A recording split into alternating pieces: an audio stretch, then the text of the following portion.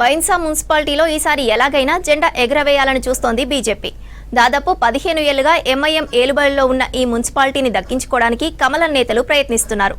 అయితే టికెట్ల పంచాయతీ ఆ పార్టీలో కొత్త వివాదాలకు కారణమవుతోంది.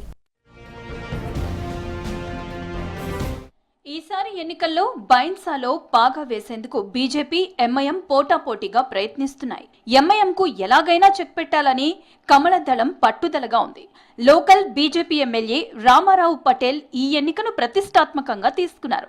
ఇందుకోసం కౌన్సిలర్ అభ్యర్థులను చాలా జాగ్రత్తగా ఎంపిక చేశారు. అయితే అభ్యర్థులను ప్రకటించగానే లొల్లి మొదలైంది.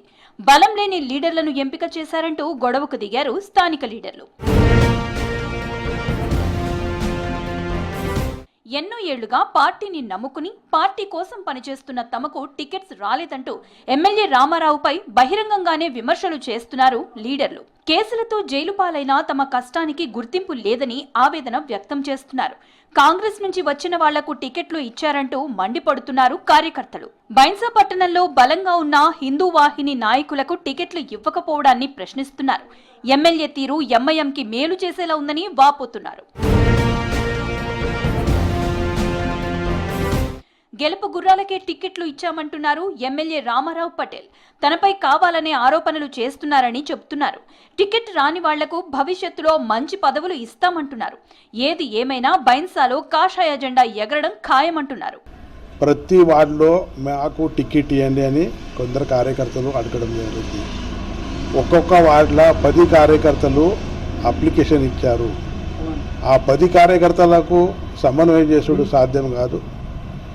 వాళ్ళకు వచ్చిన కార్యకర్తలకు ఒకటే చెప్పాను, పార్టీ నిర్ణయం చేసినట్ల మనం అందరం కట్టుబడి ఉందాం. భారతీయ జనతా పార్టీకి 13 నుంచి 14 కౌన్సిలర్ గెలుచుకుందాం. మరోవైపు బైన్సా గెలుపుపై ఫుల్ ధీమాగా ఉంది ఎంఐఎం.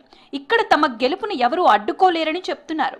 5వ బైన్సాలో జెండా ఎగరవేస్తామంటున్నారు. తమ గెలుపును అడ్డుకోవాలంటూ బీజేపీకి సవాల్ చేస్తున్నారు ఎంఐఎం నేతలు. ఎవరితో పొత్తు లేకుండానే గెలుస్తామంటున్నారు. कितना दम है कांग्रेस में और बीजेपी में डायरेक्ट इलेक्शन करके बताना था, मैं बताता था. इनकी जमानत जब्त होती थी. जो महिला सीट है जर्नल रहने के बाद भी हम 80 महिला को हम सीट दिए, बहुत बड़ी बात है. हमारे 800 वोट रहने के बाद भी हम 80 महिला को टिकट दिए. हमारे सदर साहब का हुक्म था, जावेद 80 लोगों को लेकर वहाँ पे चलो. అయితే ఎంఐఎం బీజేపీలకు ధీటుగా గెలుపు కోసం పావులు కదుపుతోంది కాంగ్రెస్. అధికారంలో ఉన్న తమను గెలిపిస్తే అభివృద్ధి జరుగుతుందని ప్రజలకు చెప్తోంది. సర్కార్ సంక్షేమ పథకాలు తమను గెలిపిస్తాయన్న ధీమాలో ఉన్నారు కాంగ్రెస్ లీడర్లు.